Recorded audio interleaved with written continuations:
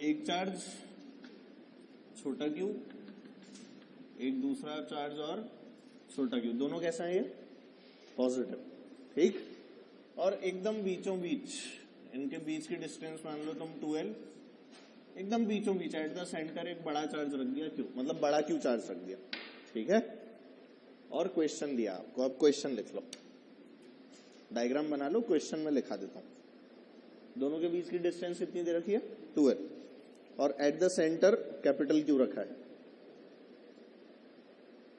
लिखाऊं, लिखो। If we slightly displace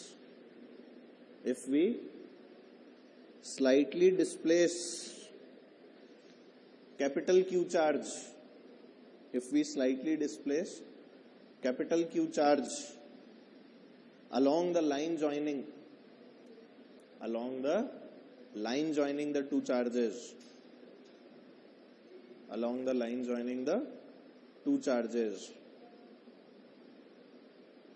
and release it, then find the time period of its oscillation.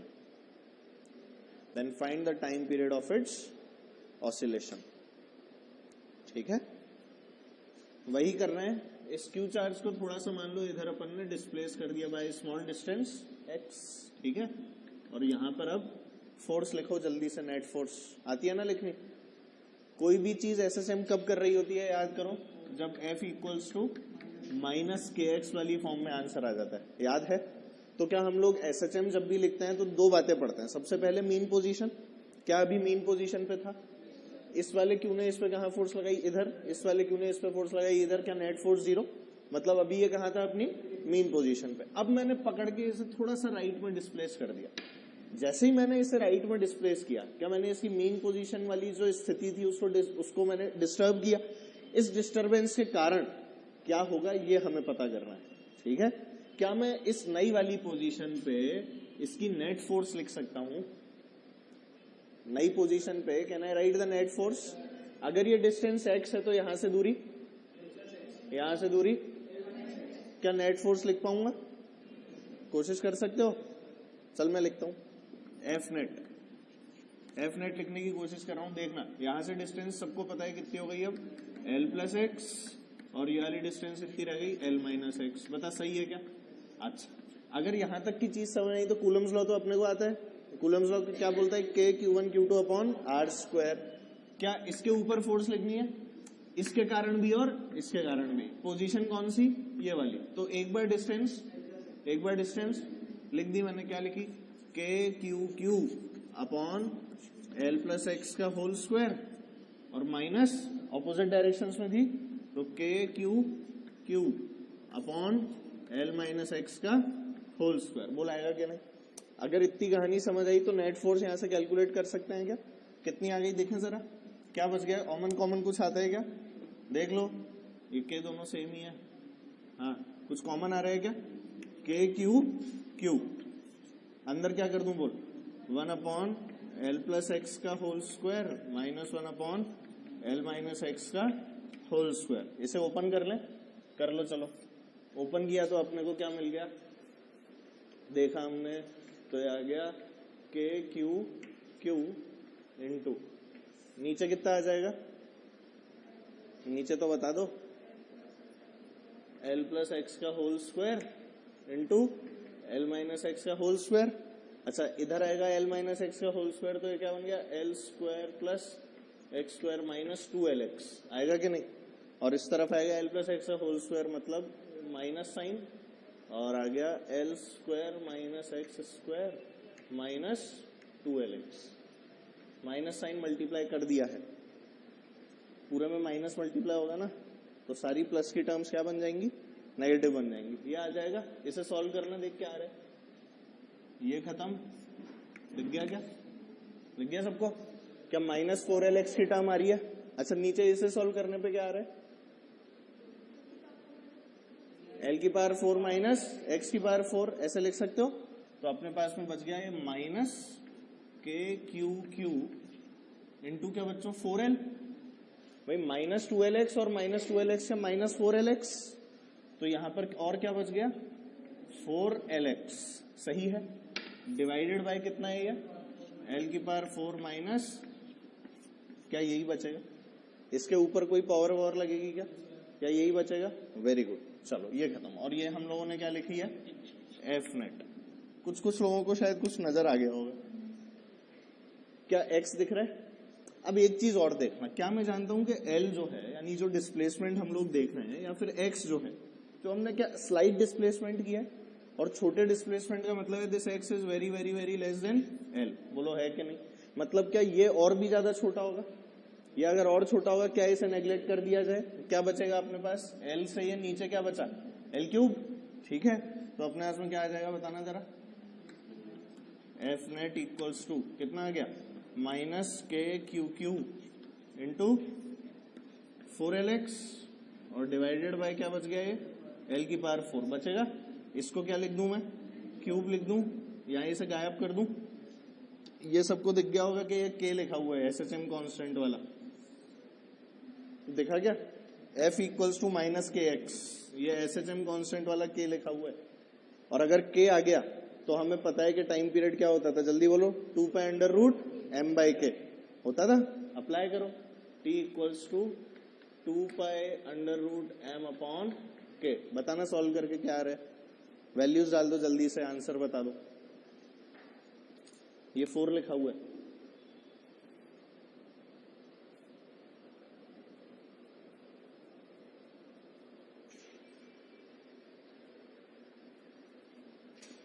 ml³/4KQQ answer सही है ना? देख ले, हाँ सही है, ठीक है। 2π√m/k, K की वैल्यू आप निकाल चुके हैं, ठीक है। डरना मत ऐसे क्वेश्चंस करने में, आसान होता है, बस SHM करना आना चाहिए। अगर हमें ये पता है कि हाउ टू परफॉर्म SHM और उसके क्वेश्चन को कैसे सॉल्व करना है, तो इसके अंदर हमें कोई दिक्कत नहीं आती, ठीक। पर अगर यही नहीं पता कि SHM में हमें नेट फोर्स लिखनी पड़ती है, नेट फोर्स से फिर हम टाइम पीरियड निकालते हैं F इक्वल्स टू -KX करके, तो अपने से नहीं होगा। तुझे आता था ये करना पक्का? चलो बढ़े आगे, एक और कराऊं इस पे? चल एक और करते हैं, नहीं कर ही लेते हैं। देखो नो क्या होगा,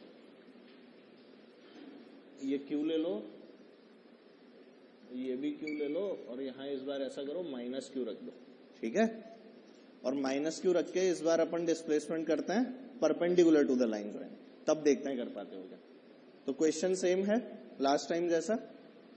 सबने ये वाला कर लिया क्या? पहले ये वाला कर लो, मैं क्वेश्चन लिखा रहा हूं, पहले वाला क्वेश्चन कर लो।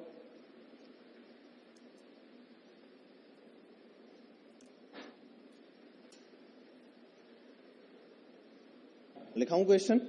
चलो, फिगर आपके सामने है, डिस्प्लेसमेंट कितना है इनके बीच का?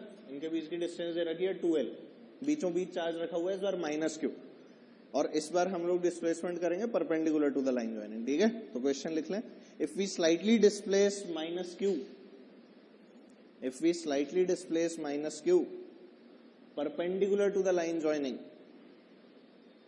perpendicular to the line joining, and release it, then find the time period of oscillation,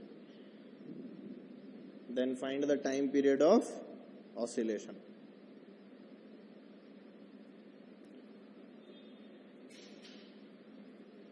Then find the time period of oscillation. इस बार परपेंडिकुलरली ऊपर ले जा रहे हैं, बहुत ध्यान से करना। किधर ले गया हूं बेटा इस बार? मान लो ऊपर ले गया बाय डिस्टेंस x,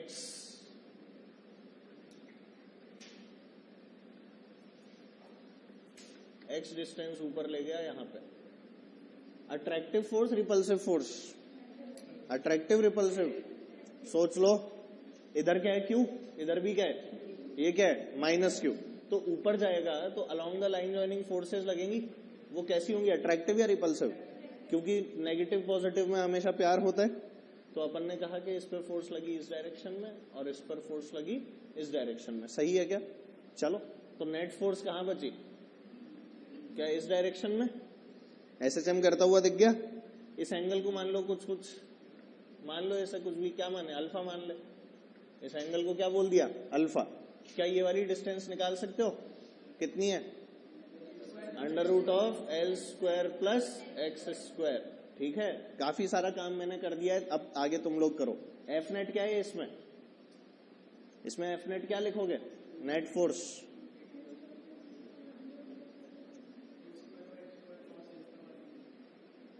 भाई नेट फोर्स एफ बता दो तो एफ क्या होगी? एफ क्या होगी? इस पर इसके कारण जो फोर्स लगी वो क्या है बताओ? हाँ, क्या होगी? K Q upon under root of L square plus X square का होल स्क्वायर। बोलोगी कि नहीं?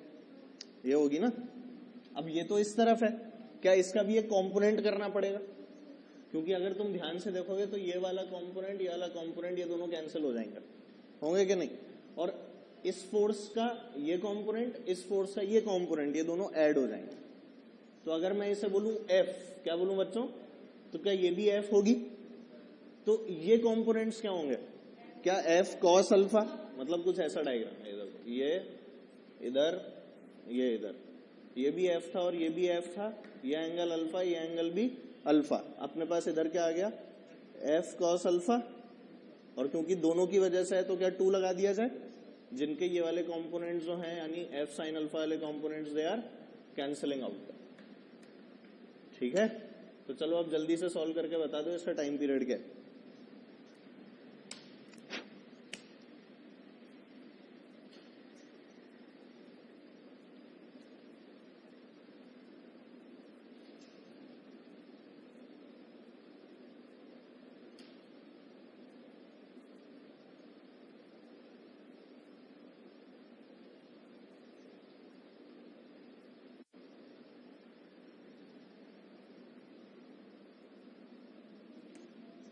हाँ बेटा, नहीं आ रहा माइनस का एक्स आएगा ना। नेट फोर्स नीचे आ रही है, नीचे की डायरेक्शन कैसी होती है? नेगेटिव। भाई जो अपन एफ नेट लिखेंगे वो -2f cos अल्फा लिखेंगे कि 2f cos alpha? Direction sense मानते हैं ना अपन, तो ऊपर पॉजिटिव तो नीचे कैसा? नेगेटिव। तो इसमें एफ नेट क्या लिखनी है बच्चों? -2f cos alpha. ठीक है, डाउनवर्ड्स ना कि ऊपर। cos अल्फा की वैल्यू लिख सकते हो, वो भी पुट करनी पड़ेगी।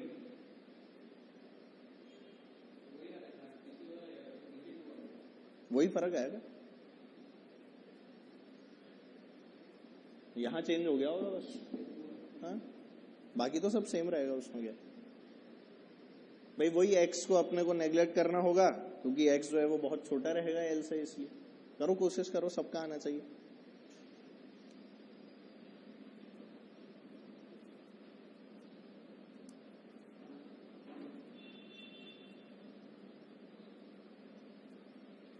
हो गया सबका? चल मैं बताता हूँ। एफ नेट तो लिख ली सबने, यहां तक के स्टेप क्लियर है कि नहीं? अब एफ की वैल्यू डाल दो यहां से उठा के, तो अपने पास में एफ नेट कितना आ गया बता दो। F net equals to -2, F की value K Q upon L square plus X square लिख दूं सीधे, कोई दिक्कत तो नहीं? और इस वाले ट्राइंगल से कॉस अल्फा लिख सकता हूँ। कॉस अल्फा क्या हो जाएगा? X upon under root of L square plus X square multiplied by X upon under root L square plus X square. अगर ये साथ लिखूं तो L square plus X square की पावर 3/2 बन जाएगा। क्या हो गया? इन दोनों को कंबाइन कर सकता हूं, ये 1 और ये हाफ, कितना हो गया? 3/2। अपने इसमें क्या आता है? -k X upon L square plus X square raise to the power 3/2। शायद तुम्हें दिख गया होगा अब क्या हो रहा है। ऊपर तो एल वेल नहीं आ रहा, कुछ नहीं आ रहा ना। अच्छा, ये वाला एक्स क्या होगा? खत्म, because L is very very greater than x. ऊपर वाला एक्स जाएगा क्या? नहीं, ऊपर वाला एक्स नहीं जाएगा, तो we'll only be left with what? L cube. दिख गया क्या? एक्स स्क्वायर तो क्या हो गया बेटा? नेग्लेक्ट हो गया। एल स्क्वायर का होल क्यूब और अपॉन 2, तो क्या सिर्फ एल क्यूब बच जाएगा? अपने पास में क्या बचा? मतलब कि यहां से एफ नेट इक्वल्स टू -2 के Q x upon L cube. नजर आ गया क्या? अगर ये दिख गया तो फिर k भी नजर आ गया होगा क्या? ये वाला k या ये वाला k? पूरा वाला k है ना, which is the SHM constant. और अब क्या करना है? t equals to 2 pi under root m by k। तो t की वैल्यू क्या आ गई? 2 पाई अंडर रूट, ध्यान से देखो, ml cube upon 2k Q cube. सबको दिख गया टाइम पीरियड? तो ऐसे टाइम पीरियड जो है ये निकालने वाले सवाल आपको आने चाहिए, बहुत जरूरी। ठीक, तो बात वही है, किसी भी चीज को इसके अंदर है ना कंबाइन कर देंगे तो मैकेनिक्स तो अपने को बहुत ढंग से इसके लिए आनी चाहिए। अभी तो अपन वर्क पर एनर्जी वगैरह वाले सवाल इसलिए नहीं कर रहे क्योंकि हमें अभी पोटेंशियल एनर्जी के बारे में नहीं पता। तो जब अपन पोटेंशियल एनर्जी वगैरह पढ़ लेंगे तो इसमें WP भी पूरा आएगा। वही जो अपन लिखते थे ना, KI प्लस UI बराबर K final plus U final, वो सारे सवाल एज इट इज रिपीट कर सकते हैं। ठीक है, तो चल कूलम्स लॉ में ही हायर चीजों की तरफ बढ़ते हैं और इसकी वेक्टर फॉर्म जानते हैं। किताबों में क्या करते हैं ये लोग? शुरुआत ही वेक्टर फॉर्म से कर देता है ना। उससे पहले ये तो पता ही नहीं लगता कि साला कूलम्स लॉ होता क्या है, और सीधे ही वेक्टर फॉर्म सिखाना चालू कर देते हैं किताबों में। तो अपन लोग तो ऐसे नहीं पढ़ते, खैर अपन तो अपने तरीके से पढ़ेंगे, जोरदार जो बनाया हुआ है ऑलरेडी। तो अपन अब पढ़ रहे हैं vector form of Coulomb's law.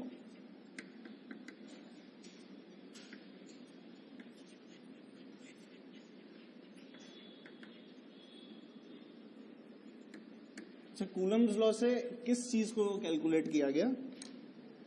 Force between 2 charge particles या 3 चार्ज पार्टिकल्स। 2 चार्ज पार्टिकल्स, ठीक है। Force between 2 charge particles is given by the Coulomb's law. ये वाली बात मैं जानता हूं। और हमने ये भी पढ़ा था कोई और चार्ज अगर ले आओ तो इन दोनों चार्जेस के इंटरेक्शन पे कोई फर्क नहीं पड़ता। पर क्या उस बात पे फर्क पड़ता है जो नेट फोर्स किसी भी एक चार्ज पे लग रही है? तो vector form of Coulomb's law के अंदर क्या हुआ? देख, अपने पास में एक चार्ज रखा हुआ था बढ़िया से, मान लो ये चार्ज था Q1, और एक चार्ज और रखा हुआ था कहीं किसी डिस्टेंस के ऊपर Q2। ठीक, अब याद करो अपन ने वेक्टर तो पढ़ा ही था। वेक्टर में 2 एक्सेस माना करते थे हमेशा, एक एक्सेस x और एक एक्सेस y। ये जो हम लोग एक्सेस मानते थे, इस एक्सेस को मानने के पीछे रीजन क्या था? कि अपने को हर एक चीज का फिक्स कोऑर्डिनेट्स पता हो। क्या किसी पर्टिकुलर ओरिजिन से? एक चीज बताओ कि जब हम लोग ये x और y एक्सेस पढ़ते थे तो हम इनको भी ऐसे मार्क करते थे, R1 R2।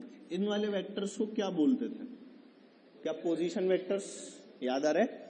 और फिर हम बोलते थे कि Q1 से लेके Q2 की जो डिस्टेंस है, अगर वो कोई कैलकुलेट कराएगा तो that would be delta R। याद आ रहा है? और ये डेल्टा R क्या होता था? R2 vector minus R1 vector. कुछ याद आया है ना? तो ये डेल्टा R जो है, इसकी डायरेक्शन क्या होती थी? Q1 से लेके Q2।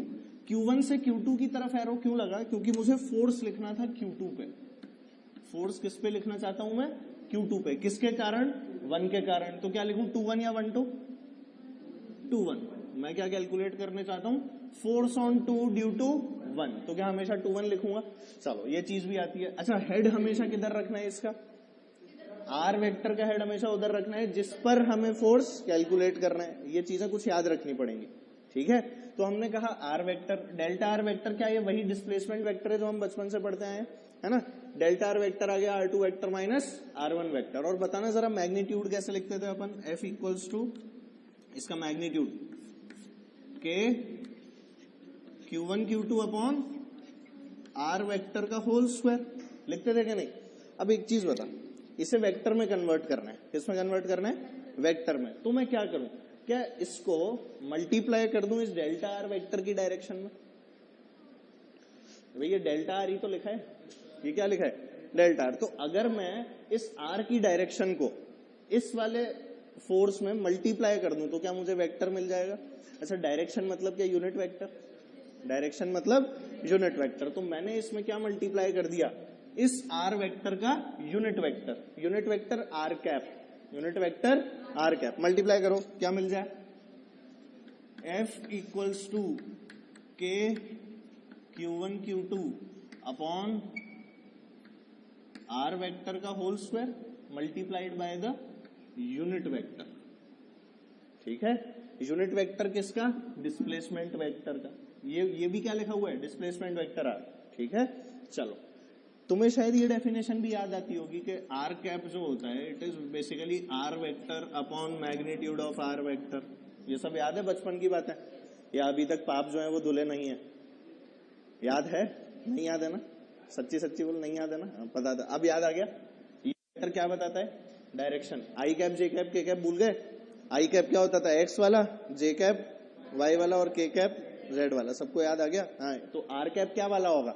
जो आर की डायरेक्शन में, ठीक है। और हमेशा यूनिट वेक्टर को लिखते हैं vector upon magnitude of the vector. तो मल्टीप्लाई कर दे, क्या आ गया देखना जरा, के Q1 Q2 इंटू क्या, आर वेक्टर डिवाइडेड बाय क्या, आर वेक्टर का मैग्नीट्यूड का होल क्यूब। आया कि नहीं? अरे ये मैग्नीट्यूड दोबारा मल्टीप्लाई हो गया ना आर कैप का, क्या ये आएगा? यही आपका कूलम्स लॉ है, क्या, वेक्टर फॉर्म में। This is your Coulomb's law in the vector form, ठीक है। कोई बहुत बड़ी चीज नहीं है ना? अभी लिख लेना, रुक जा। अब इस वेक्टर फॉर्म की अगर और अच्छी रिप्रेजेंटेशन देखें तो वो हमें बुक्स में मिलती है, ठीक। वो क्या करते हैं, इस आर वेक्टर को प्योरली डेल्टा आर वेक्टर से रिप्रेजेंट कर देते हैं।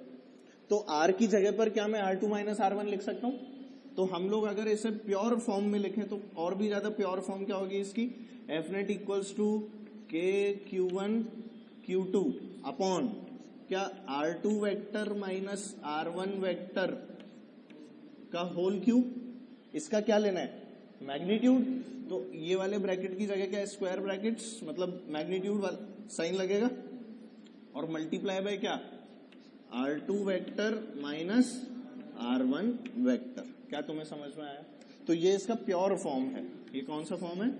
प्योर फॉर्म, जिससे हमें याद रहे, ठीक। आपको कौन सा याद रखना है? ये वाला। तुम्हें पता तो है ही कि करना क्या है, तो तुम अगर ये भी याद रखते हो तो उसमें कोई समस्या नहीं है। बस ये ध्यान रखना कि डेल्टा आर लिखना जरूरी है, ठीक। और डेल्टा आर का हेड कहां होता है? फोर्स की डायरेक्शन, मतलब जिसपे फोर्स निकालनी है।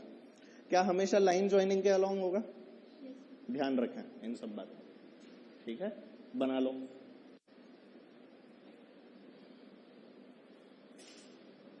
चलो, इस फॉर्मूले की एक खास बात बताऊं। देखो, इस फॉर्मूले पे एक बहुत खास बात होती है, बड़ी जोरदार। वो क्या खास बात है कि इसके अंदर है ना, हम लोगों को Q1 और Q2 जो हैं, इन दोनों को साइन के साथ रखता है। किसके साथ रखते हैं?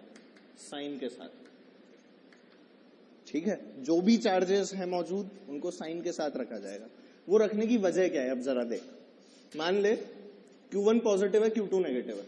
Q1 पॉजिटिव है और Q2 क्या है, नेगेटिव। फोर्स किधर आनी चाहिए? बोल, आनी चाहिए कि नहीं? क्या हो गया, लेफ्ट में नहीं आएगी क्या फोर्स? ये पॉजिटिव, ये नेगेटिव, प्यार मोहब्बत तो इधर खींचेगा। अगर इसने इसको इधर खींचा तो बता, अपने फोर्स के एक्सप्रेशन में वो कहीं नजर आना चाहिए कि नहीं? क्या एक को अगर नेगेटिव पुट कर दूंगा तो क्या अपने आप फोर्स इधर आ जाएगी? फोर्स का डायरेक्शन चेंज हो जाएगा, होगा कि नहीं? कंफर्म बात है। अच्छा, मान ले ये भी पॉजिटिव, ये भी पॉजिटिव, क्या रिपेल करेंगे? फोर्स कैसी आ जाएगी? पॉजिटिव। हमें कोई भी उसके अंदर दिक्कत नहीं आने वाली। अच्छा, मान ले दोनों नेगेटिव, नेगेटिव नेगेटिव कैंसिल होने पर भी हमें कोई फर्क नहीं पड़ने वाला। तो इसलिए यहां पर अगर साइन के साथ पुट कर देते हैं तो अपने आप ही हमें फोर्स की जो डायरेक्शन है वो सही मिल जाती है। हमें उसमें कोई भी चिंता फिर नहीं करनी। तो इसलिए ये स्टार बना के लिख लेंगे कि put Q1 and Q2 with sign in this formula, ठीक है। साइन के साथ रखोगे तो सही रहेगा, ठीक। चलो, तो एक क्वेश्चन किया जाए। लिख लो, इस वाली लाइन को लिख लो। लिख लिया सबने? लिखा बच्चों? लिखो फिर question. Find out the force, question लिखेंगे सारे बच्चे। Find out the force on -2 coulomb charge, on -2 coulomb charge at 8,9 due to charge 3 coulomb at 11,13 due to charge 3 coulomb at 11,13। ध्यान से करना किस पर फोर्स निकालनी है, क्योंकि डेल्टा आर उसी हिसाब से लिखोगे, पता है ना? करो। इस डायग्राम में एक चीज बताओ मेरे को, चलो एक चीज तुमसे पूछ लूं मैं, जनरल सुन लो, कभी डेल्टा आर चेंज हो सकता है क्या? Can delta R change in any situation? अगर मैं चार्ज की पोजीशन फिक्स कर दूं, एक Q1 पे एक Q2 है, तो क्या डेल्टा आर चेंज होगा? नहीं हो। पर क्या R1 R2 कैन चेंज? ये चीजें पता है ना? ये नॉर्मल वेक्टर वाली बातें हैं जो मैं तुमसे पूछ रहा हूं, पता है? R1 R2 बदल सकते हैं, ओरिजन कुछ भी मान लो, ओरिजन मान लिया इसके सर पे ओरिजन है तो कोई दिक्कत ही नहीं है, R1 R2 बदल जाएंगे, पर क्या डेल्टा आर बदलेगा? नहीं। तो डेल्टा आर बहुत ढंग से कैलकुलेट करना है, एरो की डायरेक्शन के हिसाब से।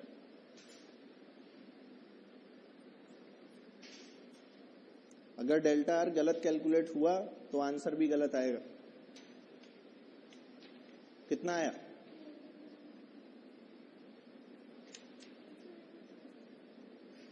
किस पे निकालना है? डायग्राम बना।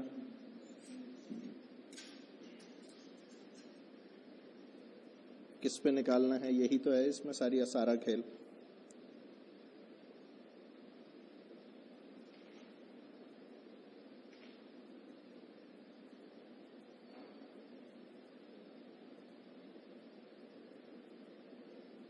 आ गया? अरे भाई 8,9 कहीं यहां पर होगा, ठीक है? यहां कौन सा चार्ज रखा है? 2 कूलम या -2 कूलम? -2। और दूसरा चार्ज कहीं यहां होगा, मान लो 3 कूलम वाला, और इसके कोऑर्डिनेट्स क्या दे रखे हैं? 11,13 यही दिया हुआ है ना, 11, 13 और 8,9।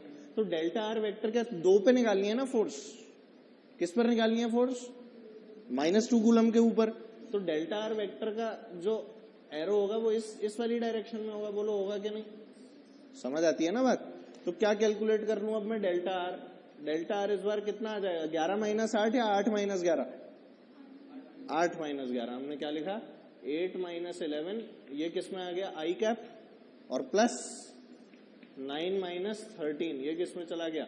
जे कैप। क्या आ गया? -3i - 4j आएगा कि नहीं? अब फॉर्मूले में पुट कर दो, एफ नेट इक्वल्स टू के, तो अपने को निकालने से मतलब है ही नहीं, Q1 Q2 क्या साइन के साथ, मतलब 2 कूलम या -2? -2। तो K × 2 × 3 अपॉन क्या R का क्यूब, क्यूब का मतलब R यहां से आएगा, R का मैग्नीट्यूड है ना, वो मैग्नीट्यूड क्या होता है? √3² + 4², मतलब क्या 5 का क्यूब मल्टीप्लाइड बाय क्या? R वेक्टर ये लिखा है, -3i कैप -4j कैप। क्या यहाँ का माइनस यहाँ कॉमन आ जाएगा? अपने पास में क्या बच जाएगा? के 6 के लिख दूं upon 125 times 3i + 4j। Answer attractive force. कैसी फोर्स रहेगी ये? अट्रैक्टिव इन नेचर, ठीक है? समझ गए? चलो एक और करो। वैसे तो तुम ये कर चुके हो बचपन में, पर ठीक है दोबारा करेंगे। ऐसा क्वेश्चन है ना, अपन ने बहुत पहले सेंटर ऑफ मास के अंदर भी किया था।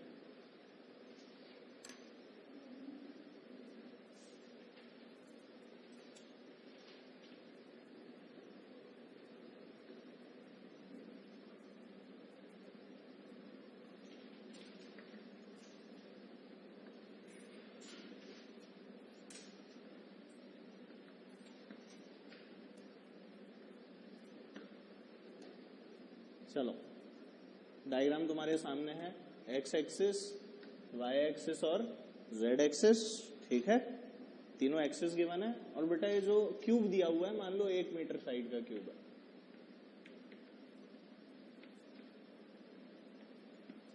और इसके हर एज के ऊपर क्या रखा हुआ है?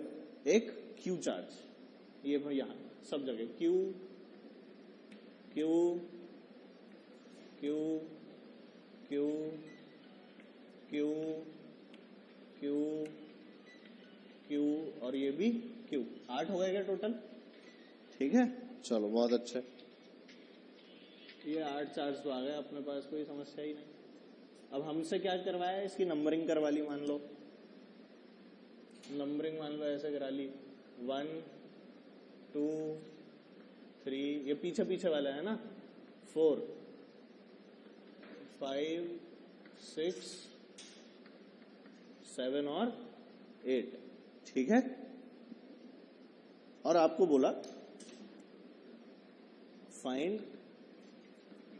एफ नेट ऑन 6 के ऊपर एफ नेट का, ठीक है। ध्यान से करना है। सबसे पहले सारे कोऑर्डिनेट्स मार्क करोगे, क्या क्या कोऑर्डिनेट्स हैं। 3D में इमेजिन करना पड़ेगा इसको थोड़ा सा। ध्यान रखना जब भी क्वेश्चन अपना 3D में जाएगा ना, कौन सा लॉ लगाना है, वेक्टर लॉ। कूलम्स का कौन सा फॉर्म, वेक्टर फॉर्म अप्लाई करना है। 3D में चला गया, वेक्टर फॉर्म लगा दो, ठीक है। इसके ऊपर सभी के कारण क्या रिपल्सिव फोर्स होगी, उसी फोर्स को कैलकुलेट करना है। 6th चार्ज के ऊपर नेट फोर्स लिखनी है। सबके कारण लिखना चालू कर दो धीरे धीरे। सबसे पहले लिखो F on 6 ड्यू टू 1, फिर लिखो F on 6 ड्यू टू 2। पर ये बिना कोऑर्डिनेट्स मार्क किए कभी नहीं लिख पाओगे। Mark the coordinates. समय दे रहा हूं, देखो क्या क्या कोऑर्डिनेट्स देखो। अच्छा 1 तो किस पे, ओरिजिन पे, तो 0 0 0 है कि नहीं। अच्छा ये क्या होगा, 2 बताना, 2 कहां भाग गया। अच्छा 1 अपन ने ऊपर, कोई बात नहीं 4 बोल रहे इसे। ये क्या हो गया बेटा, ये y एक्सिस पे मौजूद है, मतलब कि 0 1 0 सबको दिखा। 2 बताना बेटा, है 1 1 0 नजर भी आ रहा है क्या। ये z में नहीं है बेटा, पीछे वाला है ये अपने, ये वाला पार्ट ऑफ द रूम, ठीक है। पीछे वाला जो साइड दिख रही है ना, ये वाली, इस साइड के ऊपर सारी चीजें कहाँ है, ये वाला रूम। तो इसमें क्या क्या है, इसमें कहीं भी z है क्या, नहीं। इसमें हर जगह z क्या है, 0। तो क्या यहाँ भी z 0 रहा होगा, यहाँ भी z 0, यहाँ भी z 0 और यहाँ भी z 0। अब जहां ऊपर चले गए वहां पर क्या y आ जाएगा, जहां साइड में चले गए वहां पे x आ जाएगा। थोड़ा सा इमेजिन कर लो, ठीक। तो ये कोऑर्डिनेट बोलो 1 0 0, समझ में आया। अब अपन सामने चले गए, सामने वाला पार्ट इस रूम का, ठीक। वो वाला कोना, क्या ये वाला कोना है, क्या ये सिर्फ z एक्सिस है, क्योंकि ओरिजिन वो था, इसीलिए ये क्या हो गया 0 0 1, नहीं दिखा। अब यहां से चला उस कोने पे, बोल क्या ये कौन सी एक्सिस है, क्या x है और z भी है, पर क्या y है। तो x का 1, z का 1, y का ये यही वाला तो कोना था, 1 0 1 दिख गया क्या। चलो भैया इस पे, और ये तो देख ही लिया था। अरे वाह, हो गए क्या सारे। अच्छा ये वाले दोनों बच गए। 5 बता, 5 अपने रूम का वो वाला कोना, इसमें क्या y आ गया, x गायब हो गया और z आ गया। तो हमने कहा 0 1 1, नजर नहीं आया क्या। और 6 तो सबको दिख ही रहा था, ये वाला 1 1 1, बहुत अच्छा, 1 1 1 हो गया, ठीक। अब क्या मुझे नेट फोर्स 6 पे निकालनी है, तो सबसे पहले 1 के कारण, 1 कहां गया अपना, ये रहा। आर वेक्टर लिख सकते हो सबके लिए, आर वेक्टर लिखना आता है। 6 का है 111, 1 का है सिर्फ जे कैप। ध्यान से देखो, अगर मैं तुमसे कहूं कि आर वेक्टर में 6 के लिए लिखना चाह रहा हूं, तो क्या लिखूंगा बेटा बताना, आई cap plus j cap plus के कैप लिखूंगा कि नहीं। अच्छा 1 का बता सकते हो, 1 चार्ज ये रहा, क्या ओनली जे कैप, तो डेल्टा आर क्या होगा, क्या आई कैप और के कैप बचेंगे या और भी कुछ बचेगा, सिर्फ आई कैप और के कैप बचेंगे। तो हम क्या लिख सकते हैं, F61 के क्यू स्क्वायर मल्टीप्लाइड बाय क्या हो गया, आई कैप प्लस के कैप, और अपॉन कितना बेटा, क्या √2 का होल क्यूब, √2 का होल क्यूब। ये √2 कहां से आया, समझ नहीं आया क्या। √2 यहां से बेटा, इसका मैग्नीट्यूड, अरे √2 इसका मैग्नीट्यूड है यार, क्या हो गया, समझ नहीं आया। √1 स्क्वायर प्लस 1 स्क्वायर, यही तो नीचे करना था, ठीक। अगला बोलो F62 बोलो, चलो 2 के कारण बताओ, 1 1 0, आई और जे खत्म, खाली के बचा, क्या बोल दूंगा बताना, सिर्फ के कैप बचेगा। तो के क्यू स्क्वायर तो कॉमन है, इनटू क्या बच गया, सिर्फ के कैप, और डिवाइडेड बाय क्या हो गया, 1 या 2 या √2 या √3, क्या सिर्फ 1 है ना, सिर्फ क्या आएगा 1 का होल क्यूब। कोई समस्या, आगे बढ़ जाते हैं। F63 जल्दी बताओ कितना, 3 कहां चला गया भाई, 3 ये रहा, बताओ कितना आ रहा है। सिर्फ कौन बचेगा इस बार, जे कैप और के कैप, आई कैप खत्म हो जाएगा, तो अपने पास में क्या आ गया भाई, ये आ गया अपने पास के क्यू स्क्वायर मल्टीप्लाइड बाय कौन कौन बचा बेटा, जे और के, जे कैप प्लस के कैप डिवाइडेड बाय √2 का होल क्यूब, 6/3 हो गया। 6/3 के बाद में क्या आ जाएगा 6/4, चलो 6/4 बताना, 000 मतलब मजा आ गया ये तो, के क्यू स्क्वायर आई cap plus j cap plus के कैप डिवाइडेड बाय √3 √2 √3 और √3 का क्या होल क्यूब, ठीक है। अगला बोलो बेटा 6/5, जल्दी से बताओ 6/5 बताओ, 6 और 5 सिर्फ आई कैप, तो के क्यू स्क्वायर अपॉन 1 का क्यूब इंटू आई कैप। चलो और आगे बढ़े, F6/7, 6/6 भी निकालना है क्या, हाँ 6/7 बोल दो, 7 कहां गया, ये रहा है ना, सिर्फ जे कैप, तो आ गया के क्यू स्क्वायर अपॉन 1 का क्यूब और ये आ गया जे कैप। चलो F6/8 बताओ, के क्यू स्क्वायर में तो कोई दिक्कत नहीं है, 8 में कौन गायब हुआ, सिर्फ के कैप, आई और जे बच गए, i cap plus j cap divided by √2 का होल क्यूब। क्या सबको जोड़ना पड़ेगा वेक्टोरियली, फाइनल आंसर आ जाएगा, हाँ ठीक, इतना नहीं करना था, बस ये सिखाना था, इतना ही बढ़ा जाएगा वो तो सही है, कोई दिक्कत नहीं है, ठीक है। 1/√2 प्लस 1/3 √3 प्लस 1 टाइम्स के क्यू स्क्वायर इंटू आई cap plus j cap plus के कैप, यही आता है, ठीक है। तो हमेशा ध्यान रखना जब भी अपन 3D में जा रहे हो ना, जैसे 3D में चले गए तो वेक्टर फॉर्म ही अप्लाई करना है, ठीक है। एक इमेजिनेशन वाला और एक सवाल कराऊं, देख इसमें थोड़ी सी अच्छी और इमेजिनेशन हो जाएगी, देखते हैं तुम लोग कर पाते हो क्या इमेजिन।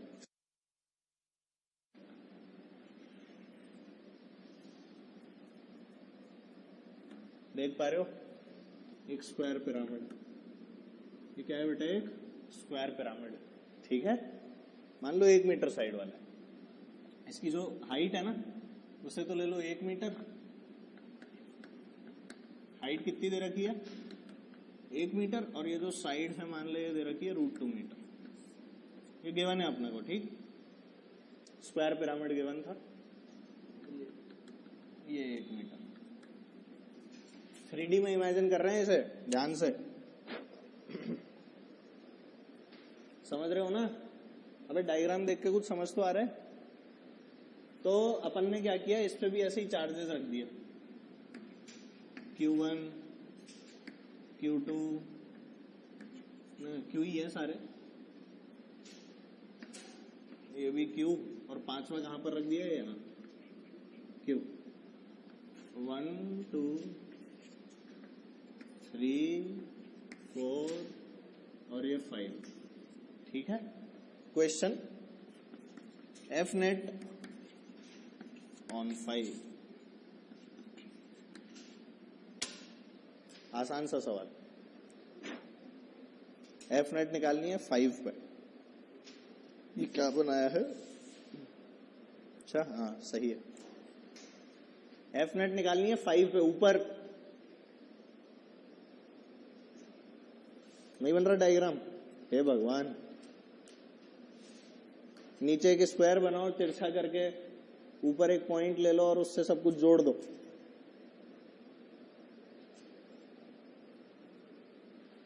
यहां ओरिजिन मान के चलो इसमें, यहां और काट लो इसको, हिंट दे रहा हूं देख, ऐसे ऐसे स्क्वायर बना ले, तो अपना जो 5th चार्ज है वो कहां रखा होगा, यहां पे, देख रहे हो, एक एंड ये, एक एंड ये, एक एंड यहां से ये और एक एंड यहां से ये, ठीक है। करो कोशिश, देखें क्या इमेजिन कर पाते हो। टॉप व्यू देख रहा हूं मैं इसका,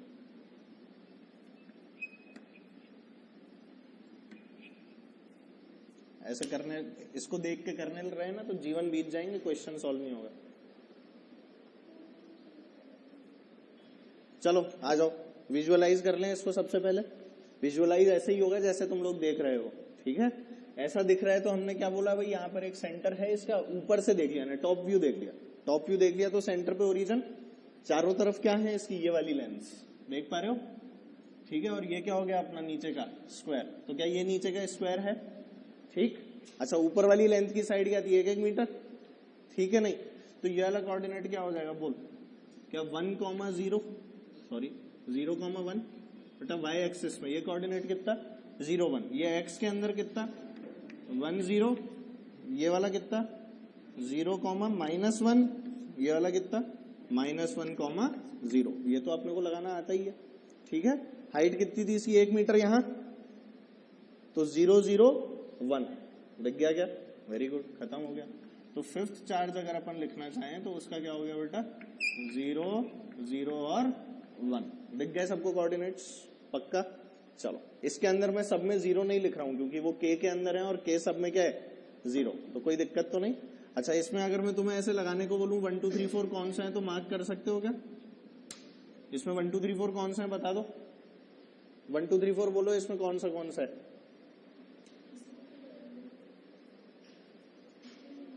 कुछ भी नहीं मान तो सकते हैं, मैं तो इस डायग्राम के हिसाब से बोल रहा हूं जो दिए गए हैं। क्या ये 1 दिख गया, ये 2 दिख गया, 3 और 4 कैसे भी लगा लो, मतलब तुम्हारी इच्छा है, इट्स अप टू यू, 1 2 3 और 4, इसमें कोई ऐसे सोचने वाली बात नहीं है, you can consider any of them, ठीक है। चलो ये हमारे पास आ गया, फिफ्थ के कोऑर्डिनेट आ गया। अब तो क्या लिखना था, f on 5 ड्यू टू 1, बताना जरा कितनी हो जाएगी, 5 1 ये मान रहा हूं, हाँ तो क्या बचेगा इसमें, हाँ भाई ये तो क्या आ गया 0, ये क्या आ गया -1 और ये क्या आ गया 0 नहीं, हाँ और क्या आ गया k कैप, ठीक है। तो अपने पास में आ गया ये k³ इंटू क्या -j कैप और plus k cap divided bye क्या √2 का होल क्यूब, सही है, कोई दिक्कत तेरे को आ रहा है समझ में, पक्का। चलो f51 आ गई, इसके बाद में लिख लो, चलो आगे की भी, और कौन सी लिखनी है, f52 बताना कितनी, 2 अगर ये माना है तो क्या खत्म हो रहा है इसमें, x खत्म हो रहा है, तो अपने पास में बच गया सिर्फ -i कैप, j 0 है और k कैप, तो अपने पास आ गया इस बार k³ अपॉन √2 का whole cube times -i cap plus k cap, फिर क्या लिख दूं f53 देख लो, 3 अगर उसको माना है तो इस बार कौन गया देख ले, y क्या आएगा पॉजिटिव नेगेटिव, इस बार पॉजिटिव, तो क्या plus j cap plus k cap बचेगा, k³ अपॉन √2 का whole cube times j cap plus k cap, इसमें कोई दिक्कत तो नहीं आ रही लिखने में। अच्छा इसमें कौन बचेगा, plus i cap -i cap, plus i cap, j cap 0 और क्या बचा k कैप, तो f54 k³ अपॉन √2 का होल क्यूब टाइम्स क्या क्या बच रहा था, i cap plus k cap, शायद दिखी गई होंगी चीजें, j कैप i कैप खत्म, ठीक है। यहां पर देखिए आई कैप और ये आई कैप, ये वाला जे कैप और ये वाला जे कैप, क्या मैग्नीट्यूड करीब करीब सबके देखो वही आ रहे हैं, नीचे √2 की टर्म आ रही है, बाकी सारे कॉमन लेके बाहर आएंगे, क्या बच जाएगा बेटा फाइनल, एफ नेट तुम ही लोग बता दो, मैं पूरा नहीं लिख रहा, कितना आया आंसर, √2 टाइम्स कितना k³ और कौन सी डायरेक्शन में k कैप, यानी ऊपर की तरफ, ठीक है। वैसे इसको पता है इमेजिन करने का एक और तरीका था, पर उसमें तुम बेकार में कंफ्यूज होते हैं, इसलिए वो तरीका मैंने करवाया भी नहीं।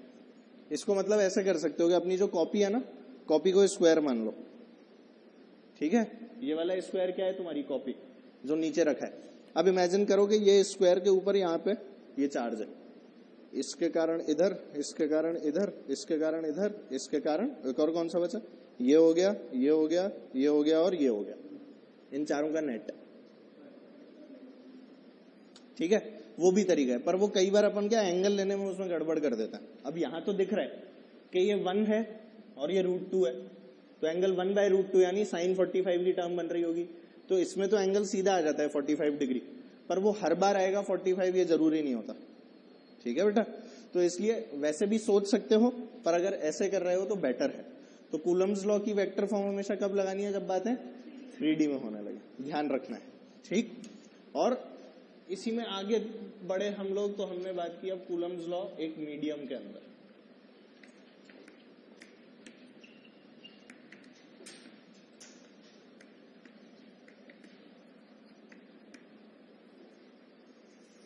ठीक है, मतलब देख, ये जो अभी मैंने दोनों सवाल कराए ना, इससे भारी सवाल बन ही नहीं सकता, ठीक है। This is one of the toughest question जो कि यहाँ पे फॉर्म हो सकता है, ठीक। प्रोटो के सवाल हैं ये, पूछे नहीं जाते, पर हाँ दिस इज द टफेस्ट। अगर ये कर पा रहे हो तो आसान वाले भी तुम लोग कर ही लोगे, ठीक। देखो, कूलम्स लॉ मीडियम में चलेगा, किसमें चलेगा अपन, मीडियम के अंदर। अब जैसे ही मीडियम में गए, अभी तक तुम लोग क्या पढ़ रहे थे, यहाँ रखा है बढ़िया से अपना Q1, यहाँ रखा था Q2, और Q1 ने जो Q2 पे फोर्स लगाई वो इस तरफ थी। अगर ये पॉजिटिव था तो सीधी बात क्या बोलते थे, F on 2 ड्यू टू 1, और क्या लिख देते थे अपन इसकी value, F equals to K Q1 Q2 upon R square. इसको ऐसे भी लिख सकता हूं क्या, 1 upon 4 pi epsilon naught, K को क्या लिख दिया, 1 upon 4 pi epsilon naught Q1 Q2 upon R square, क्या one and the same thing. अच्छा, ये जो अपन सारी कहानी अभी तक पढ़ते आए हैं, ये सारी कहानी है हवा के लिए। किसके लिए, हवा के लिए, and to be very precise vacuum के लिए। किसके लिए पढ़ा है अपन ने सब, वैक्यूम। वैक्यूम का मतलब हवा भी मौजूद नहीं है, सिर्फ कौन मौजूद है, कुछ नहीं। सिर्फ कौन मौजूद है, कुछ नहीं। यहां पर सिर्फ Q1 और Q2 रखे हैं, और कैसी जगह पे रखे हैं, जहां पर कोई और मौजूद नहीं है, ठीक है। अच्छा बता, आवाज सुनाई देगी या लाइट दिखेगी, लाइट दिखेगी, आवाज सुनाई नहीं देगी, जानते हो ना, क्योंकि sound needs a medium to travel. Light कैसी वेव है, अबे इलेक्ट्रोमैग्नेटिक, ऐसे क्या ट्रांसवर्स बोल रहा है ना, लाइट कैसी वेव है, इलेक्ट्रोमैग्नेटिक। तुम साले एकदम लॉन्गिट्यूडनल ट्रांसवर्स वाले उसमें चले गए है ना, चलो याद है तुम्हें, ये बहुत अच्छी बात, ठीक। Q1 Q2 F21 निकालनी आती है, इस तरह से लिखते थे, याद करो। एप्सिलॉन नॉट को क्या लिखते थे, परमिटिविटी ऑफ फ्री स्पेस लिखते थे ना। Free space is vacuum. हम लोग जिस स्पेस की बात करते हैं ना, आउटर स्पेस, वो भी क्या है, वैक्यूम। लैक ऑफ एयर, वहां पर क्या है, लैक ऑफ एयर है, बिल्कुल वहां पे हवा जो है वो मौजूद नहीं है। तो इसको हमने नाम दिया था परमिटिविटी ऑफ फ्री स्पेस, ठीक है। चलो, अब मैंने क्या किया, मान लो ये जो अपना सिस्टम था Q1 Q2 वाला, इसे उठा के पानी में डुबा दिया। किसमें डुबा दिया, पानी में, ठीक है। पानी का मॉलिक्यूल देखा है तुमने कैसा होता है, देखा है कैसा होता है, नहीं देखा थोड़ी है, मतलब बनाया है, कॉपी में तो बनाया है। कैसा बनाते थे, ऐसे बनाते होंगे, H बनाते थे, इधर O और इधर O, ऐसे लिखते थे क्या, H2O होता है या HO2 होता है, H2O, चलो याद है।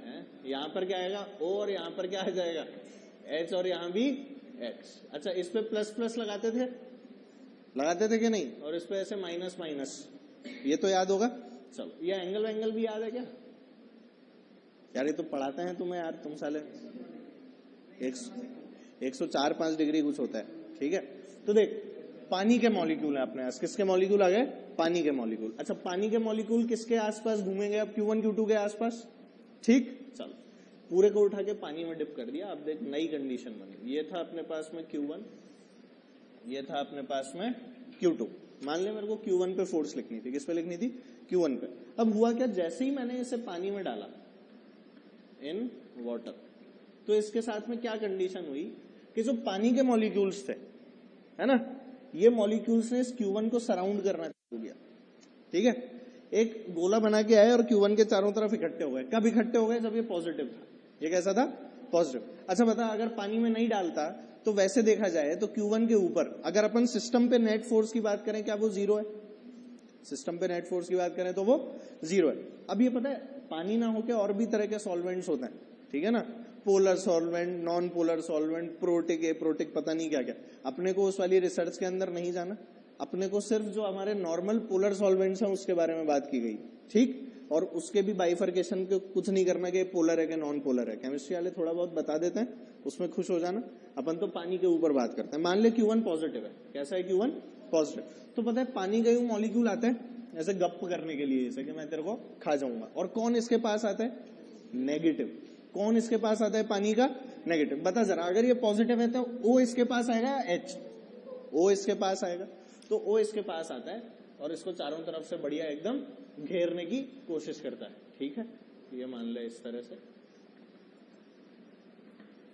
O H H O H और H O H और H O H H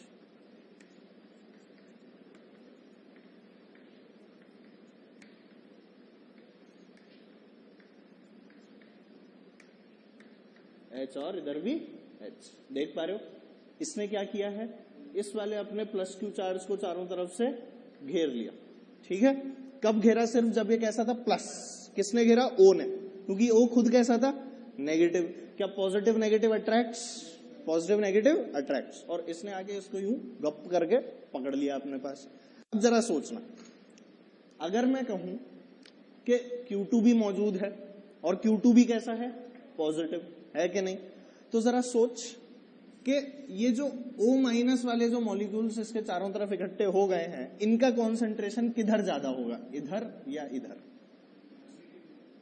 concentration of O minus molecules किधर ज्यादा होगा, इधर या इधर? क्या इस तरफ ज्यादा होगा? इधर इसका पॉजिटिव भी तो अपनी तरफ खींच रहा होगा कि नहीं? तो इस डायग्राम को देख, ऐसे बनाऊं मैं। ये अपने पास में आ गया Q1, या अपने पास में क्या आ गया? Q2। और इसको थोड़ा शॉर्ट में समझ, ऐसे।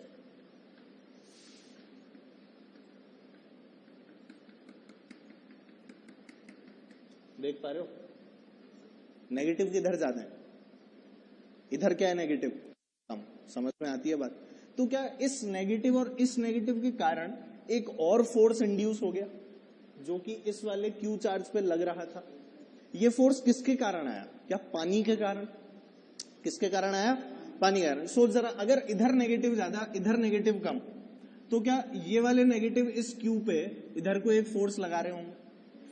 और क्या ऑलरेडी इस Q1 के ऊपर इस Q2 का एक फोर्स इस वाली डायरेक्शन में लग रहा था, जिसका क्या नाम था? F12। लग रहा था कि नहीं? एक नया फोर्स जबरदस्ती पैदा हो गया, एक नया फोर्स जबरदस्ती पैदा हुआ। किसके कारण? ये वाटर मॉलिक्यूल्स के कारण, which was in this direction. और इसकी वैल्यू क्या थी बेटा? F induced. इसे क्या बोला गया? F induced. ठीक है, तो एक चीज बता, अब जो मेरा नेट फोर्स लग रहा था, जो मेरा नेट फोर्स लग रहा था Q2 के कारण Q1 पे, वो घटा की बढ़ा? वो घटा की बढ़ा? घट गया। वो क्या हो गया? घट गया। ठीक है, और यही घटने वाला जो फैक्टर होता है, इसी घटने वाले फैक्टर को अब हमें इंक्लूड करना पड़ता है। ठीक है, किसमें? हमारे कूलम्स लॉ में। मतलब अब हमारा फॉर्मूला ये नहीं रहता, हमारे फॉर्मूला जो है क्या हो जाता है? बदल जाता है। ठीक है, समझ पा रहे हो ना जो बात है? क्यों घटा ये भी समझ में आया? ठीक है, तो ये कहानी अपने को पता होनी चाहिए। किताब पढ़ोगे ना अगर, तो किताब में तुम्हें क्या मिलेगा? सीधे कूलम्स लॉ है ना, मीडियम खाट से लिख दिया और इसके अंदर एक फैक्टर मल्टीप्लाई किया और बोला ऐसा होता है। वो फील आती ही नहीं है कि हुआ क्या है और क्यों हुआ है। तो क्या अभी तेरे को ये वाली बात समझ में आई कि ऐसा हुआ क्यों है? ऐसा होने की वजह क्या थी? पानी के मॉलिक्यूल्स में O माइनस का होना, और O माइनस का कॉन्सेंट्रेशन किस डायरेक्शन में ज्यादा है, क्या उस पर डिपेंडेंट रहेगा अपना फोर्स? तो अब अगर मैं नेट फोर्स लिखूं बेटा, तो नेट फोर्स की वैल्यू क्या लिखूंगा? जल्दी से बोलो। क्या F12 प्लस F इंड्यूस्ड? बेटा वेक्टर लगा दिया तो डायरेक्शन के साथ आएगा, इसमें तो डर तो नहीं लग रहा है ना? वेक्टर लगा दिया तो डायरेक्शन के साथ है। ये मत सोचना बढ़ गया है तो जोड़ रहे हैं, तो ये बड़ा नहीं है, ये क्या हुआ है? घटा है। ठीक है, तो क्योंकि नेट फोर्स घट गया, किस में डालने पर? मीडियम में डालने पर, इसीलिए कूलम्स लॉ जो है वो भी क्या हो जाता है? चेंज हो जाता है। क्या हो जाता है? चेंज। और इस बार जो अब हम लोग F लिखते हैं, वो F क्या लिखते हैं बेटा? 1/4 pi epsilon not epsilon r। नया term 1/4 pi epsilon not epsilon r times Q1 Q2 upon r square. नया Coulomb's law in a medium. ठीक है, एप्सिलॉन नॉट वही है परमिटिविटी ऑफ फ्री स्पेस, और ये होता है बेटा परमिटिविटी इन मीडियम। ये क्या होती है? Permittivity in medium. ठीक है, कई बार क्या क्वेश्चन पूछता है ना, तो वो क्या करता है, ये सीधे इस प्रोडक्ट की वैल्यू दे देता है। ये जो प्रोडक्ट है ना बेटा, ये कहलाता है एप्सिलॉन नॉट एप्सिलॉन आर, इसे बोलते हैं एब्सोल्यूट परमिटिविटी। क्या बोलते हैं इसे? Absolute permittivity. तो ये डिपेंड करता है कि हमें क्या दिया हुआ है क्वेश्चन में। या तो क्या करेगा, एप्सिलॉन आर की वैल्यू दे देगा अलग से, तो हम लोग क्या करें भाई, 1/4 पाई एप्सिलॉन तो पता ही है के होता है, डिवाइड बाय और किससे कर दें, एप्सिलॉन आर से कर सकते हैं। इससे डिवाइड किया तो क्या आंसर आ जाएगा। पर अपने को ये चीज पता होनी चाहिए कि हमारी फोर्स एक फैक्टर से कम हो जाती है, हमारी फोर्स एक फैक्टर से कम हो रही है। वो फैक्टर कौन था? Epsilon R. क्या मेरी बात समझ गए? पक्का। और एप्सिलॉन नॉट एप्सिलॉन आर, इनके कॉम्बिनेशन को क्या नाम दिया गया, इनके प्रोडक्ट को? Absolute permittivity. तो ये भी पॉसिबल है तुम्हें क्वेश्चन में ये मिल जाए। ठीक है, सवाल वही आसान सवाल होते हैं, कोई बहुत भारी सवाल नहीं होता। जैसे मान ले कोई भी अपन ने सवाल किया, उसको मीडियम में डुबा दिया। अब क्या हर जगह जब कूलम्स फोर्स लिखेंगे तो के अपॉन एप्सिलॉन आर लिखेंगे? यही तो करना है। तो ये हमारे पास में क्या आ गया, कूलम्स लॉ है ना, मीडियम। ध्यान रखें, सुन लो, Q2 के कारण लगने वाली फोर्स कम हुई क्या? मैं जो पूछ रहा हूं वो बताना। क्या Q2 के कारण लगने वाली फोर्स Q1 पे, उसमें कोई चेंज आया क्या? उसकी वैल्यू क्या थी? 1/4 pi epsilon Q1 Q2 upon R square. बदला कौन? नेट फोर्स बदली। क्या बदली? Q2 के कारण जो Q1 पे फोर्स लग रही थी वो थोड़ी ना बदली, पर जो नेट फोर्स लग रही थी वो क्या हो गई? चेंज हो गई। इस बात का ध्यान रखना है। ठीक है, चलो छाप लो। कर लिया तुमने?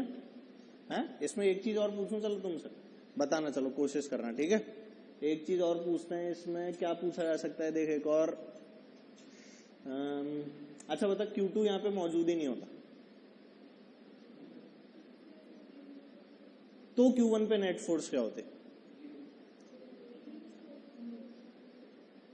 इंड्यूस्ड होती? जीरो होती। क्यों? सिमेट्री के कारण। किस कारण?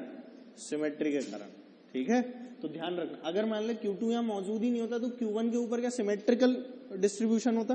भाई जितने नेगेटिव इधर उतने ही नेगेटिव इधर भी, तो क्या सिमेट्री के कारण नेट फोर्स इस पे क्या हो जाती? जीरो। मेंस का सवाल है ये।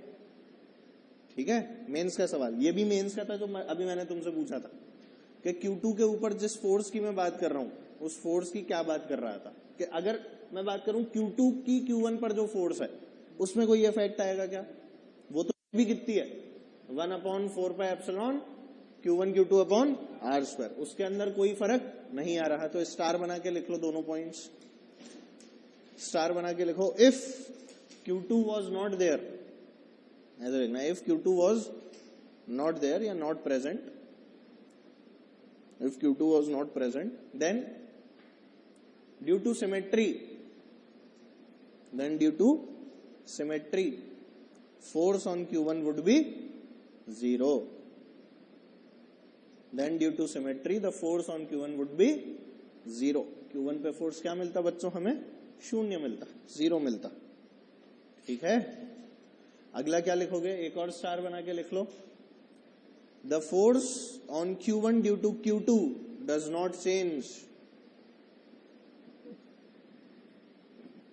The force on Q1 due to Q2 does not change because it is unaffected. Because it is unaffected by the presence or absence of क्या? Other charges. Because it is unaffected by the presence or absence of other charges. ठीक है, other charges की presence या absence से इस पर कोई फर्क नहीं पड़ता। और वैल्यू क्या रहेगी लिख लो, F equals to 1/4 pi epsilon Q1 Q2 upon R square. उसमें कोई एप्सिलॉन आर मल्टीप्लाई नहीं करना, ठीक है ना, Q1 Q2 upon R square. ठीक है, चलो अब एक चीज तुमसे वापस से सवाल इसी पे बेस्ड। याद है अपन ने पेंडुलम वाले सवाल किए थे, है ना? एक इधर था और एक इधर था, याद आ रहा है ना? M, Q, और ये भी क्या था बेटा? M, Q, ये था थीटा, ये भी क्या था? थीटा। ठीक, एयर में ये कंडीशन थी। एयर में कंडीशन ये थी या वैक्यूम में यही कंडीशन थी, ठीक है। पानी में ले गए, कहां ले गए, कमेंट ऑन थीटा, डिक्रीजेस और increases, comment on theta, it decreases और इंक्रीजेस, इंक्रीजेस, और कोई दो ही तो ऑप्शन है, हाँ एक है इंक्रीजेस एक है डिक्रीजेस, है ना, मैं डिक्रीजेस बोल देता हूं सर। इंक्रीजेस क्यों, बायंसी यहां नहीं लगानी, बायंसी लगा के और अच्छा सवाल बना सकते हैं पर यहां नहीं लगानी, ठीक है। बायंसी लगने की बेटा एक कंडीशन होती है, अब सुनना, अब तूने सवाल कर दिया तो सुन ले। बायंसी लगने की कंडीशन तब होती है जब अपने को इसका कोई वॉल्यूम दिया हुआ हो, इसका क्या दिया हुआ हो, वॉल्यूम दिया हो। ये चार्ज है, सुनना चाहिए, इसका क्या वॉल्यूम होगा, नहीं लेना इसका वॉल्यूम, ठीक है, समझ गया बात, हाँ अच्छा सवाल पूछा, नो प्रॉब्लम। और बताओ, हाँ मास कम हो जाता है, नहीं तो वो तो बायंसी लगेगी तब होगा ना, बायंसी लगानी ही नहीं है। अरे इस पे नेट फोर्स कम हो गया ना यार।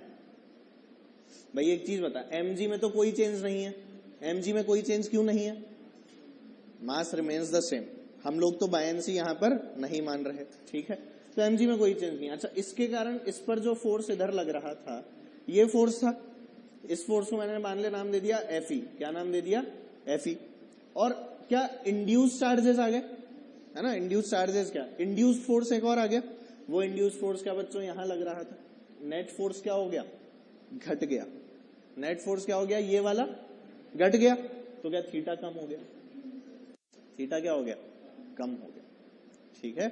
ऐसे सोचना पड़ेगा थोड़ा सा, ठीक। वैसे जब क्वेश्चन दिया जाएगा ना तुम्हें, उस क्वेश्चन में ऐसा लिखेंगे, considering the effect of buoyancy to be negligible, ठीक है, पर ऐसे सोचना होगा कि भाई नेट फोर्स क्या हो गया, इस पे डिक्रीज हो गया, एमजी वाला कम हुआ क्या, नहीं, कौन सा वाला कम हुआ, इलेक्ट्रोस्टैटिक, तो because the net electrostatic force has been decreased, therefore the theta will also decrease, theta will also decrease, क्योंकि पहले इधर ज्यादा फोर्स थी, अब इधर कम फोर्स है, किसके कारण, इस एफ इंड्यूस्ड के कारण, किसके कारण बच्चों, एफ इंड्यूस्ड के कारण। ये चीज पता होनी बहुत जरूरी है, ठीक है। तो अपनी भाषा में लिख लो, क्या लिखोगे, due to F induced theta decreases, due to F induced theta decreases as net force decreases, due to F induced theta decreases as F net decreases.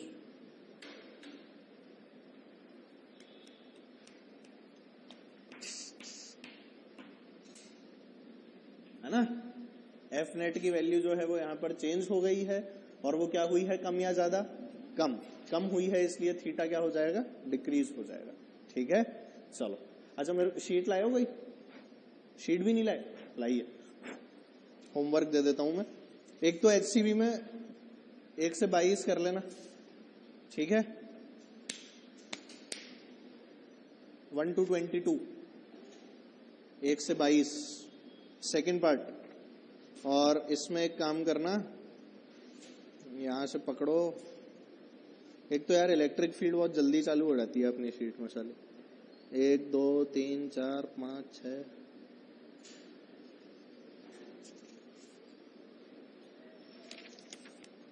पहली एक्सरसाइज में क्वेश्चन नंबर 9 तक, है ना, 1 to 9, ठीक है। चलो मिलते हैं, बाय बाय।